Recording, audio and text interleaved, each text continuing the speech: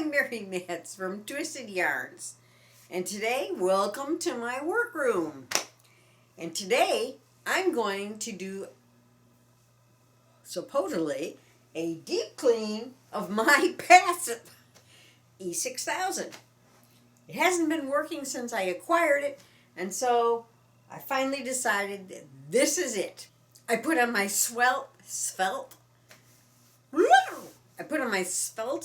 I loved my knitting machine t-shirt that I got for free at a seminar, and I'm ready to go because I want to have the right attitude when I do this. So we're going to go piece by piece, taking it apart. Some of it has never been put together, so we'll get to that when we're finished. But this is it. Okay, so here is my passive. It has a 4-color changer over here. It has a 4-color changer over here. I have 2 masts and a console, my traditional row counter, and a 3000 motor. Now I know the 3000 motor isn't supposed to fit on this, but I've been told it'll work. And that's what I have. So that's what it came with. So with that, I'm going to start taking it apart. Okay, so this is the part I always hate. It's pulling the racking handle. So I have my alignment with my little arrow here against 0. Now I'm going to turn this counterclockwise so that it's at the 12 o'clock position. And I'm going to pull it out in this position because behind the scenes is the screws and stuff underneath the beds. And they say that if you pull it out in the 6 o'clock position, you might not be able to get to some of the screws because they'll be behind the chassis. So now I'm going to pull it. And it isn't easy to pull out. There. That was me pulling it out. Got it. So now I'm going to set that aside. On this system, the motor has a plate on it. Can you see this little plate from here to here? It's attached to under the bed with just a couple little screws. I found that out because when I first got this thing, I did not have that plate, and so it wouldn't stabilize my motor. So I got the plate. Anyway, now I have to take it off, but I can't get to the screws because the motor's in the way. So what I have to do is I have to go down below the front part of the machine, and you see that plate. This is the plate that's attached to the bottom of the bed rail. So what I have to do is unscrew this, take this off, and then I have to come back. So I'm going to do the unscrewing of that first before I do anything else. So I took one off over here already, and I oiled them when I came on. And I'm taking this one off here. Okay, I put it on. I put those in my little tray on the side.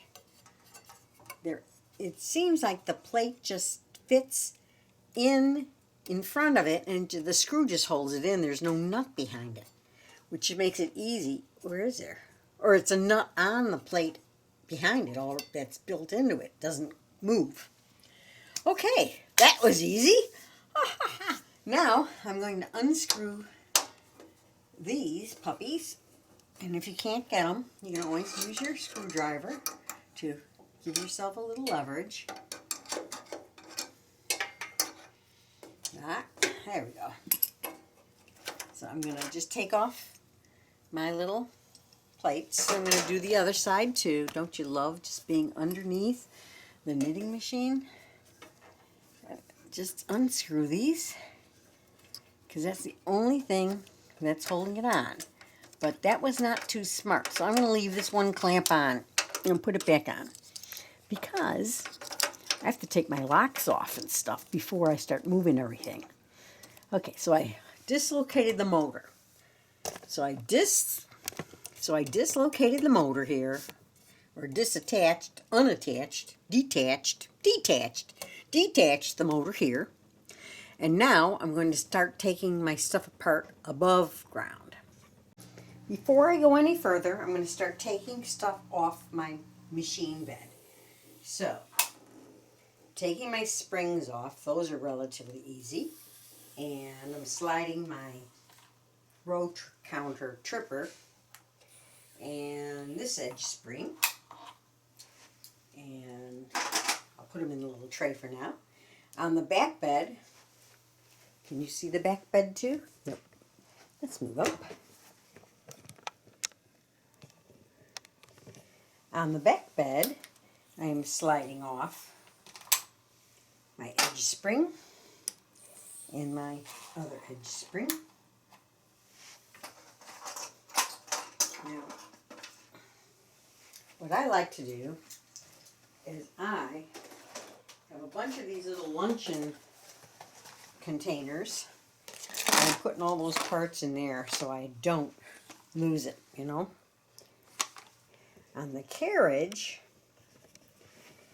let's see what I have to disconnect. I need to disconnect my front from my back lock.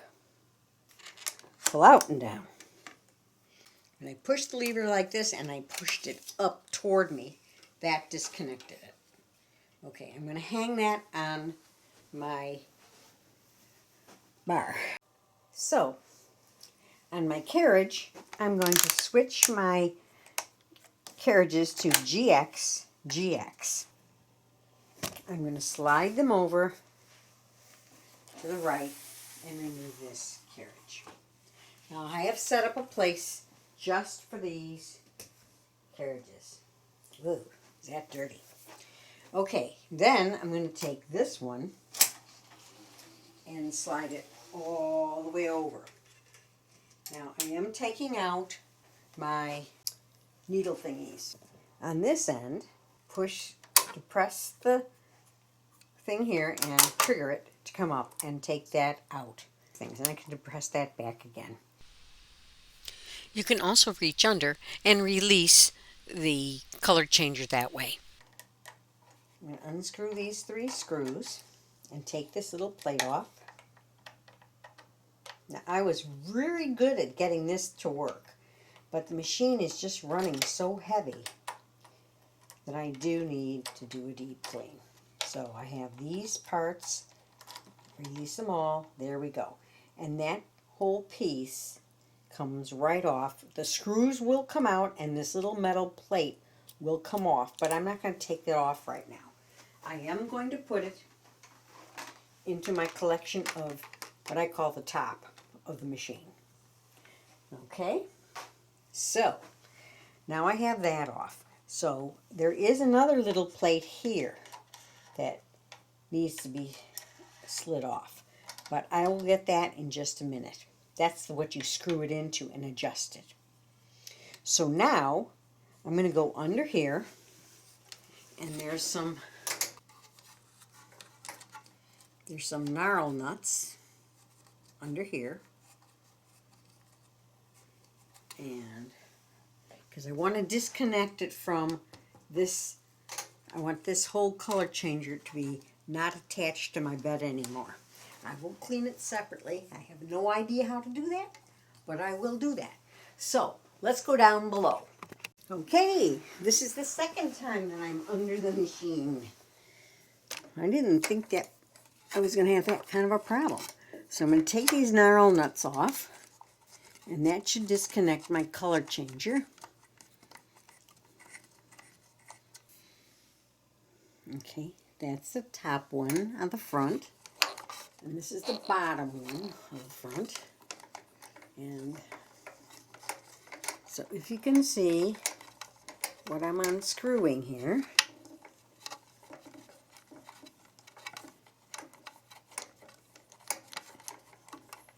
the knurl nuts are what holds the color changer attachment on.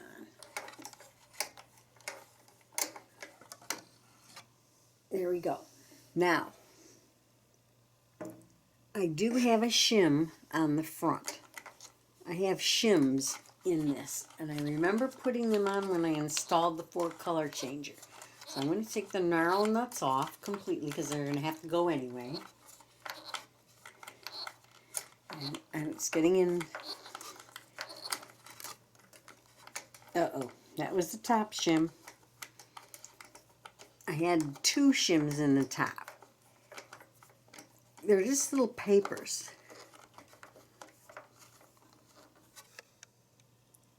I want to make a note that this was on here. Plus, there's another shim up here in paper. And that makes a big difference on the color changer adjustment. So, I'm going to set this aside.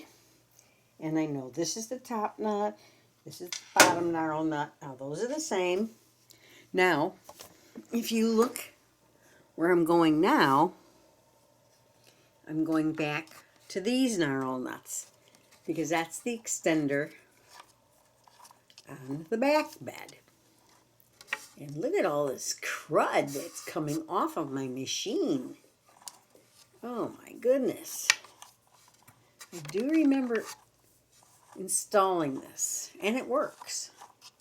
So I was pretty successful, but I remember adjusting a lot because of those little shims. Okay, that's my bottom knurl nut, and here's my top one.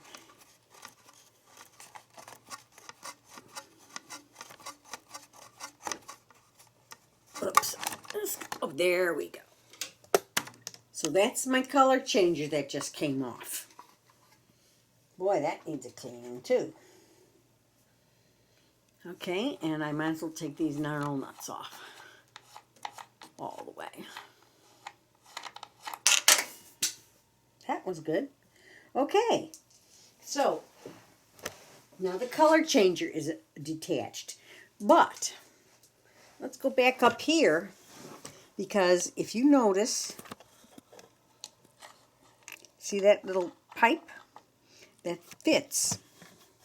I'll hold up the camera so you can see. It fits right in here, and that's what I had unscrewed that little plate from. So I have to keep this with my color changer because it's really important to keep this. Okay, I think I have my machine pretty well disassembled. Okay, so I've been talking to myself because I didn't press the record button. So what I did was I took off the extra clamp over here, from here. I took this clamp off, pretty easy. And now I should be completely disconnected except for this plate over here, which is that plate that's going to dangle down. Now I've got to be careful not to bump it onto anything because otherwise I could break the little teeny screws. They're little tiny screws. I remember installing that. And so, okay, so here we go. I'm going to take it down. Okay, so if everything is okie dokie, then the bed should be completely loose, and it is. And this is going to be kind of tricky.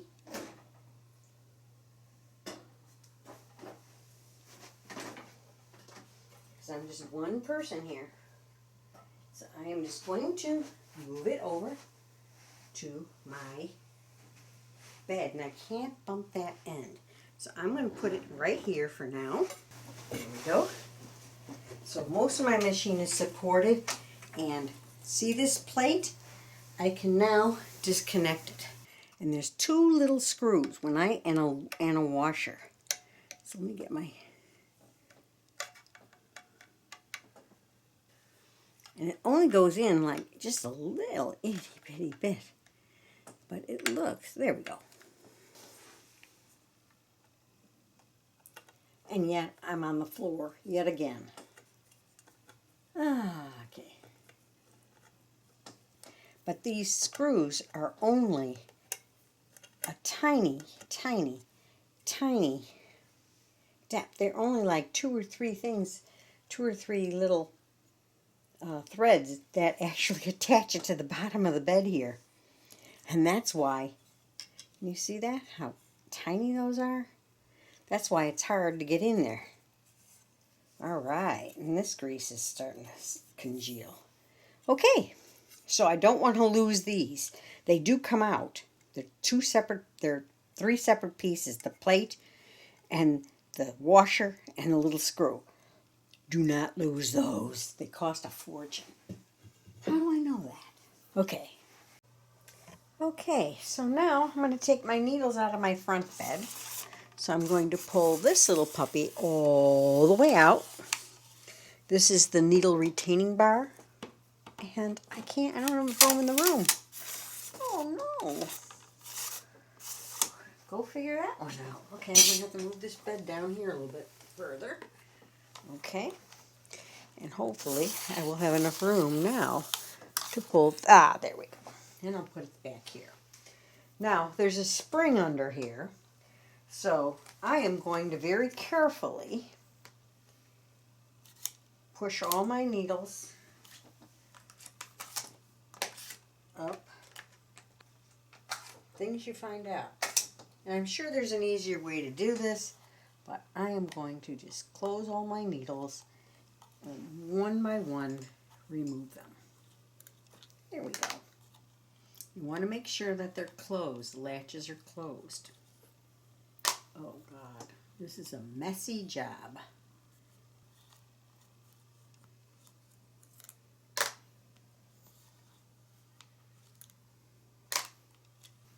And hopefully my spring won't be damaged because I have never been under here before. So I'll beat you when I get done pulling all these needles out. So now I'm working on the back bed. There we go. Taking out this rail. And I'm going to remove all the pushers and the needles. But the pushers can be easily pulled out by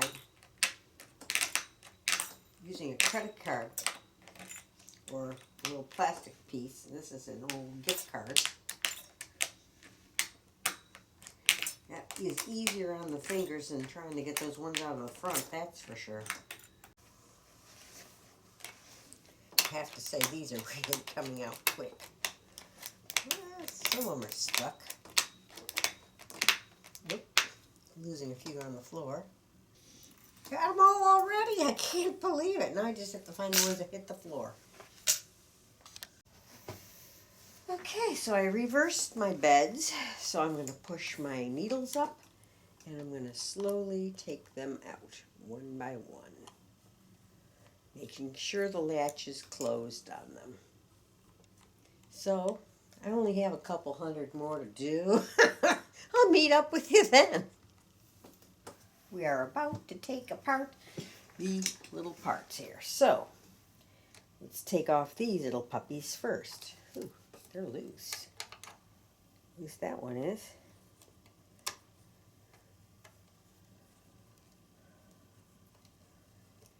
And I only have 4 of them. They said there were 5 of them. And this is my front bed facing down. And this is my back bed facing up. And there's supposed to be an extra one here. But apparently mine does not have it. Who would have taken this apart?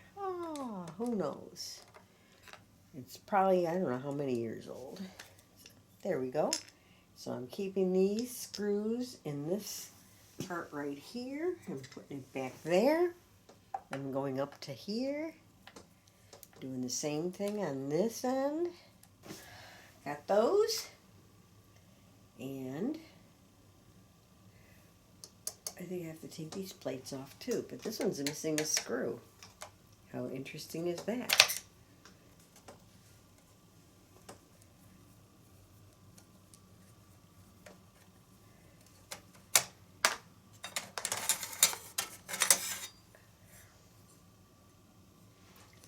More dirt. Okay. Okay. I guess I'm going to start by unscrewing this stuff from my little... I'm working on my front bed. What I'm seeing here is after I unscrew it, There's a little washer in there and a little thingy. That's interesting. Yeah. So I'm going across this whole thing.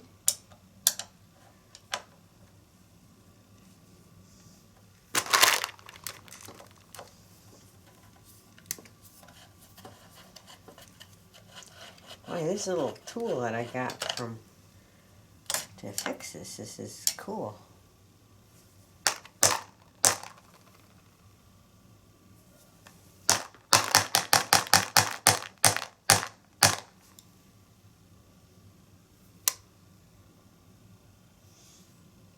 They're sticking inside my socket. Can you see that? It's stuck in there.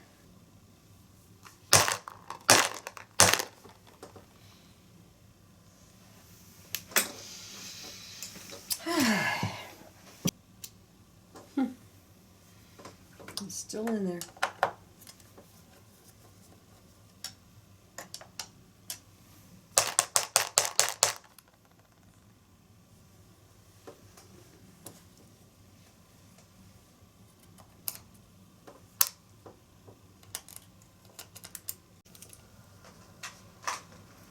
These little screw things have just come off the end of this. So I just want to make a note of it. It says a funny little end on it, and it's sort of flat and square. But it just fell out from there. So I'm going to turn this over now. I only did my front bed. So I'm going to move my screws back here for now. And I'm going to turn it so I can hear all the little screws coming out of it. Oh my God.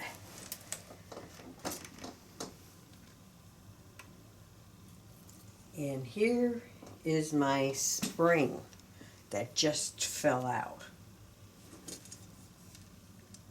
And here is all these little guys that came off the rail. So those are going into my bucket of screws. And it is, I'm going to push this up a little bit because I want to show you what I just got. This is my front bed, and with everything done, take a look at that mess in the middle. It has a big twist in, has several problems with the spring. I need a new spring. And talk about clogged up. Wow. And look how filthy it is under here. This was never deep cleaned ever before, and even up here. Now, there's supposed to be a second rail too that has a spring in it. This came off the bottom.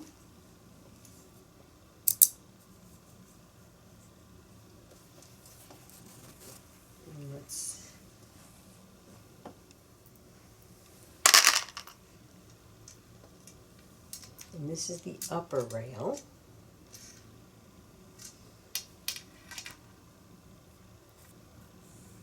And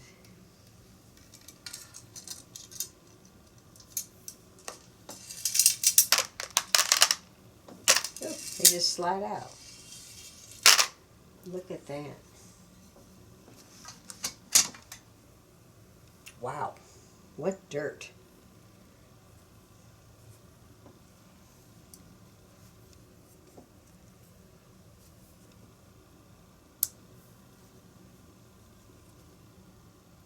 So, this is my front bed, and there was supposed to be some sort of a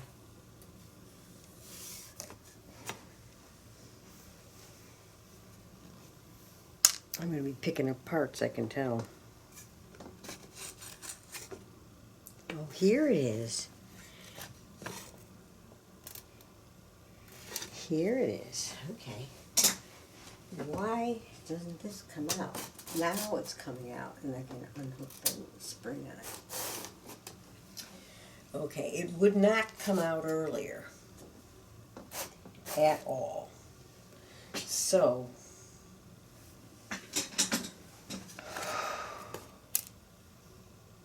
I'm looking at how it's going in. Let's zoom in here for a second. When I took this plate off,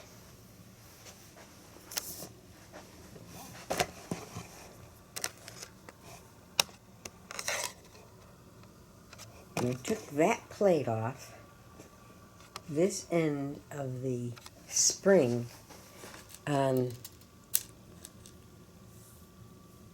for the pushers comes out on this end. This is the front end with the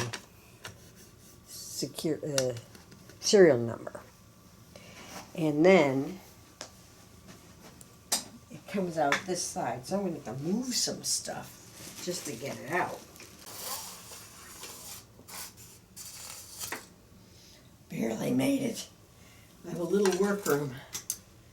And I see how that works. And then I can pull this spring out. And this spring is perfectly good. Look at that. Looky, looky. Looky, looky. How nice that is. That wasn't even dirty. Okay, so I got the front of the passive apart except for the last plate on the end, and it seems to be caught. And it is totally filthy. And I'm absolutely can't believe how much crap is in these things. And like on these, oh man, I'm going to have to start taking these apart very carefully. I believe this is the shim on the end. Everything is like glued in to place. Nothing comes apart easily on this thing. I got my first shim off, and it fits in here. And look how crappy dirty this is. It's just stuck. Oh, I'm going to have a terrible time getting these apart. But this is my shim. I'm putting that in one bin. And this is my channel from my front bed. And I'm going to try this is the channels. And I'm going to try and figure out how to get those out of there. So everything is just gummed up terribly. So when I figure out how to get them out easily, I will let you know, but it's filthy. I moved my operation out to my kitchen because these channels just would not come out of this. I mean, you're supposed to put your pick in there and just pop them out. Well, what I found is I've had to take my denatured alcohol, and it has turned yellow from this process. And what I do is I put 2 of them in here and let them soak for a little bit. In the meantime, I take one after it's been soaked, and now I go in there and see, now they're still stiff coming out. But these were literally glued into it. Look at this dirt that's coming out. I just want to show you what I've learned from this is if you take your pick from the bottom edge and bring it down so that it rests on the top of the metal, you usually can get it out relatively. I'm just putting downward pressure on the top of the metal with the pick end. There we go. And a minute ago I was pulling them out lickety-split. Downward pressure, and sometimes it lets loose. Some of these are just really tight. Okay.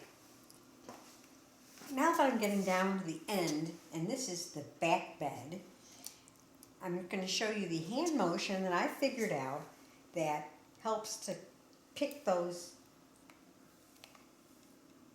So I just put the tip of it on the top of it and I go like that. I bring it all the way up like a lever. And that seems to do it almost 100%. A couple up, that one slipped. Proves me wrong. But you put that on the top of it and then that action, and it usually almost comes out completely. And then after I do a few, I pull them down out of my way and I continue. But that's a very interesting action, and it's at this edge of it. I think that's the bottom edge, but I could be mistaken. Not positive until I go back and put it together again. But then I bring them all down and I can just pop them all out of the bottom.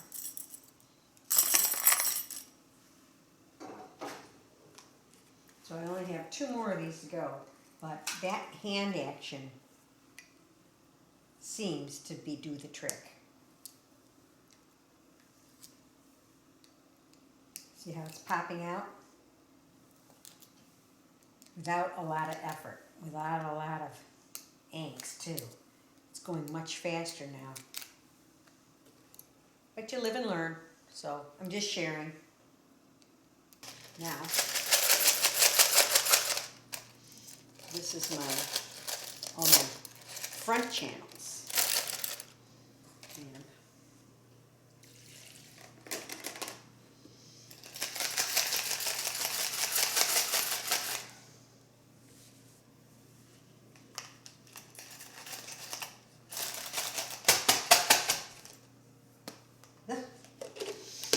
okay, let them soak a little bit.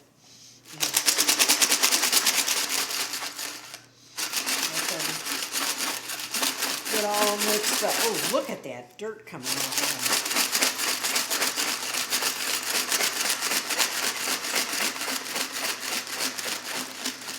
them. But I am going to do 1 up on that one.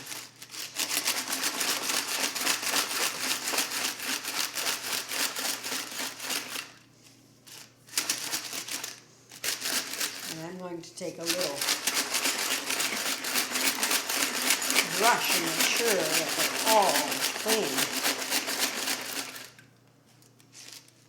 Oh, look how nice it went in there. Oh, here's the blue that's coming off again.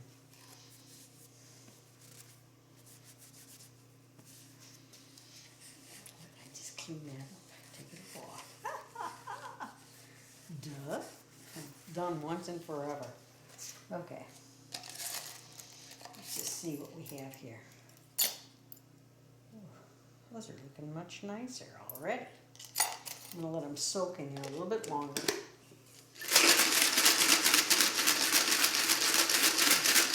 And these are just the channels on my front bed. I still have to take it front to back bed.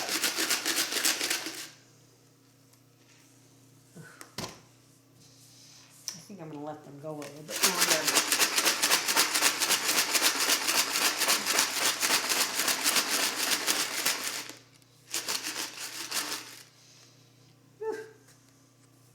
Couple this up for now.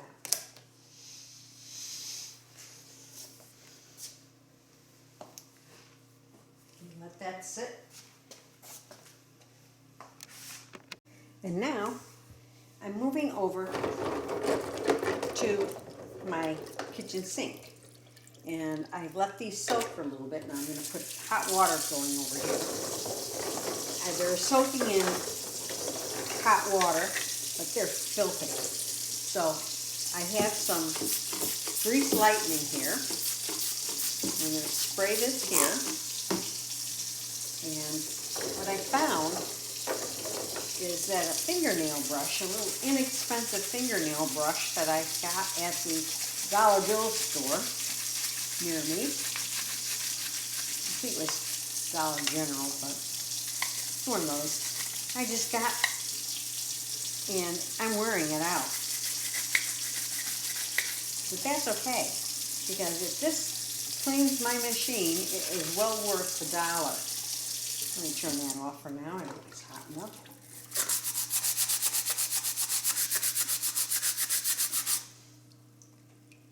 And this is disintegrating. I'm going to have a bigger problem. Wow.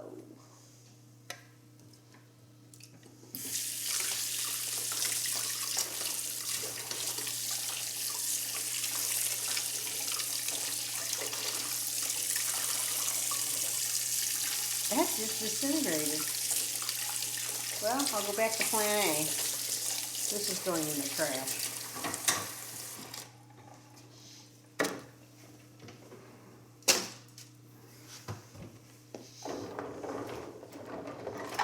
Go back to my toothbrush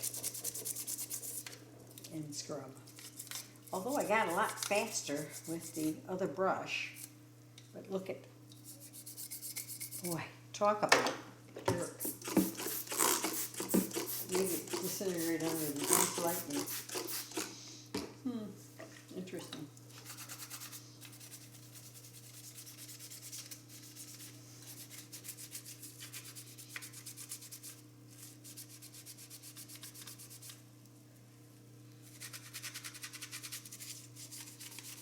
And I'm making sure all the sides are clean.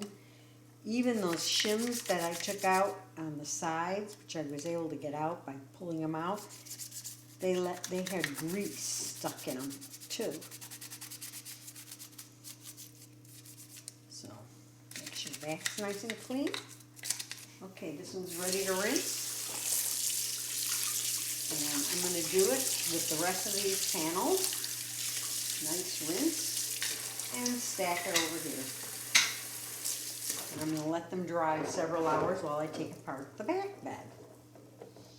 So I've got only about 8 more of these to go. Look at this. Ugh.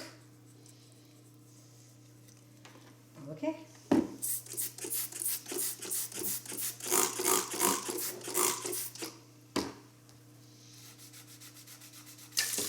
These are going to let these soak a little bit more.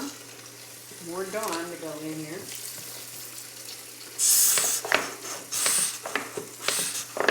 Well, I'm using it all up, that's for sure.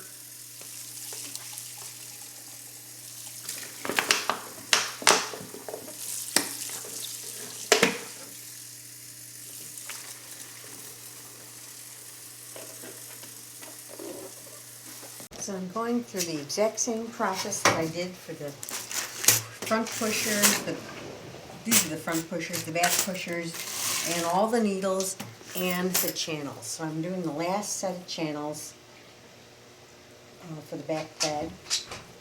And what I'm going to do is I added denatured alcohol, and I'm adding about a tablespoon of oil. This is Hops Elite Gun Oil. And it doesn't smell, and it's really good. And it's better than Bellador. And then I'm going to put a lid on it. I'm going to give it a good shake. Now, I had to go and clean a bunch of... Oops. That's the one thing about this, is it leaks. But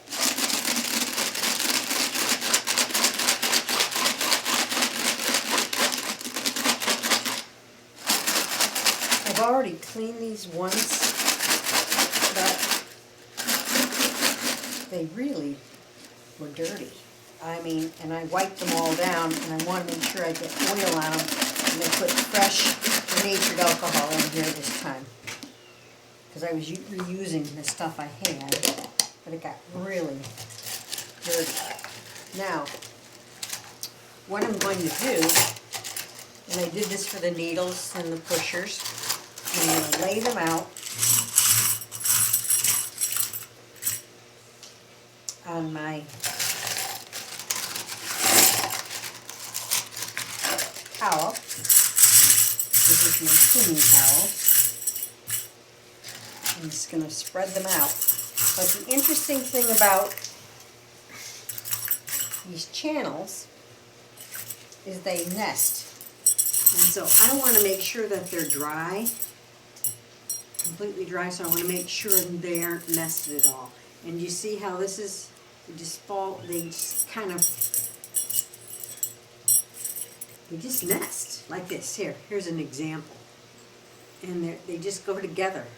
So I'm separating them all. There's another one I didn't miss, that one. I'm going to separate them all. I'm going to let these dry. And that way they have enough oil. I was afraid that maybe I didn't have enough oil because I had to wipe them off because there was some kind of like buildup and I literally had to take a rag and wipe every one of them dry after I cleaned them. So I just wanted to do another quick cleaning, get them separated so I can put them away for the evening and resume this project tomorrow. But in the meantime, I'm just getting this stuff spread out while I finish working on it.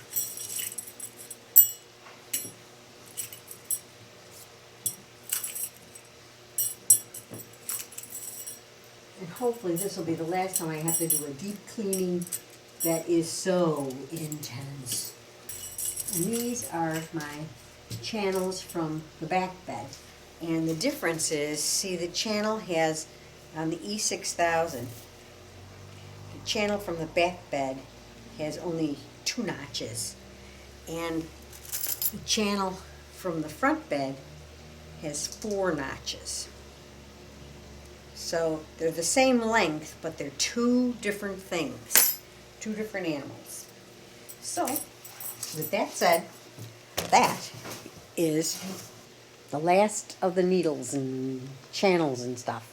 Then I'll go back and work on the actual bed. Now, this is the task that I have right now. While these dry, I put my gloves back on. And I am working on the back bed needle channels. And you see what I've been doing. I've been trying to get this crud. Now these have been scrubbed 3 times with degreaser. They're plastic. This is all plastic. Degreaser and wash in the water. And if you look at them, this one's a pretty good example. There's still this crud in there. And if you take your little pick, you can actually scrape it out. So it's built up grease. And I have tried everything to get these things clean. I got these 4 pretty well clean. Look, there's a little spot I missed. I want to make sure that these are nice, as clean as I can possibly get them. And so what I've done is I've gotten fresh denatured alcohol and I've soaked them for 5 minutes. And I'm taking a knife and my rag and I've soaked them in denatured alcohol. And it seems if I run the knife into these grooves, I actually get the crud out of it. So it's a slow process. Very slow process. But hopefully I'll only have to do this once for this machine. And I have to, I'm putting pressure against it, and see how that crud is coming out? There's a nice spot there. It's coming out, but it's really slow. And then I have to turn it around and make sure there's no crud on the other side, because I can only put pressure on one side of these grooves at a time. So it's like a double job.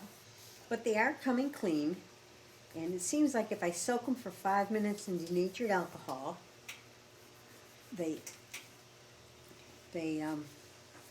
loosen the dried on stuff. Must have been on there for forever, 30 years, whatever. And I'm just plugging away. I'll probably do this to the front bed too, because I scrub those pretty well.